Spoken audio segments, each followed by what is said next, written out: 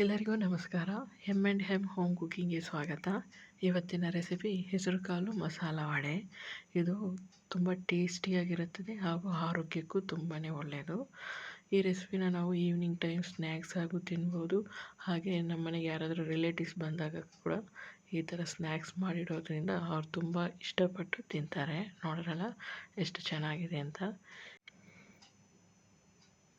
ತಯಾರಿ ವಿಧಾನ: ಮೊದಲಿಗೆ 100 ಗ್ರಾಮ್ ಹೆಸರು ಕಾಳನ್ನು ತಗೊಂಡು ಚೆನ್ನಾಗಿ ವಾಶ್ ಮಾಡಿ 4 ರಿಂದ 5 ಗಂಟೆ ನೆನೆಸಿಟ್ಕೊಳ್ಳೋಣ.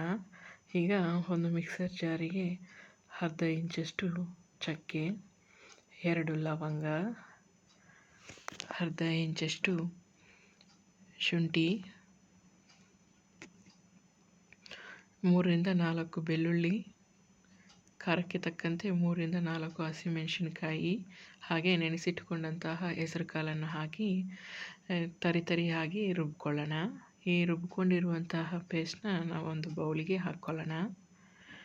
ನೋಡಿ, ಈ ಥರ ತರಿಯಾಗಿರಬೇಕು.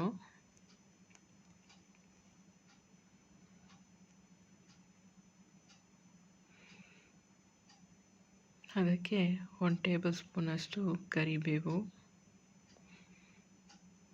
1 ಟೇಬಲ್ ಸ್ಪೂನಷ್ಟು ಕೊತ್ತಂಬರಿ ಸೊಪ್ಪು, 1 ಟೇಬಲ್ ಸ್ಪೂನಷ್ಟು ಪುದೀನ, ಹಾಗೆ ಒಂದು ಮೀಡಿಯಮ್ ಸೈಜ್ ಈರುಳ್ಳಿನ ಸಣ್ಣಗೆ ಹಚ್ಚಿ ಹಾಕ್ಕೋಬೇಕು. ಹಾಗೆ ರುಚಿಗೆ ತಕ್ಕಷ್ಟು ಉಪ್ಪು,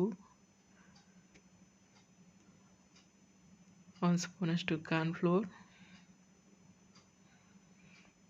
1 ಟೇಬಲ್ ಸ್ಪೂನ್ ಅಕ್ಕಿ ಹಿಟ್ಟು ಹಾಕಿ ಚೆನ್ನಾಗಿ ಮಿಕ್ಸ್ ಮಾಡ್ಕೊಳ್ಳೋಣ.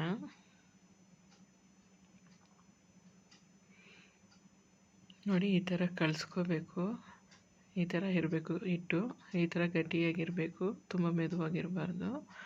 ನೋಡಿ, ಈ ಥರ ವಡೆ ತಟ್ಕೊಂಡ್ರೆ ಚೆನ್ನಾಗಿ ನೀಟಾಗಿ ಕುತ್ಕೋಬೇಕು. ಈಗ ಬಾಣಲೆ ಇಟ್ಟು ಎಣ್ಣೆ ಕಾಯಕ್ಕೆ ಇಟ್ಕೊಳ್ಳೋಣ. ಎಣ್ಣೆ ಕಾದಿದೆ. ಈಗ ವಡೆನ ಬಿಟ್ಕೊಳ್ಳೋಣ.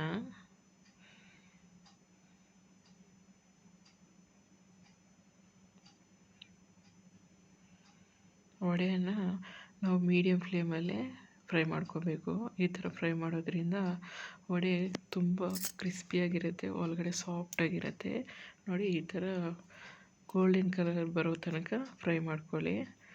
ಈಗ ವಡೆ ರೆಡಿಯಾಗಿದೆ. ಇದನ್ನು ಸರ್ವಿಂಗ್ ಪ್ಲೇಟ್ಗೆ ಸರ್ವ್ ಮಾಡೋಣ.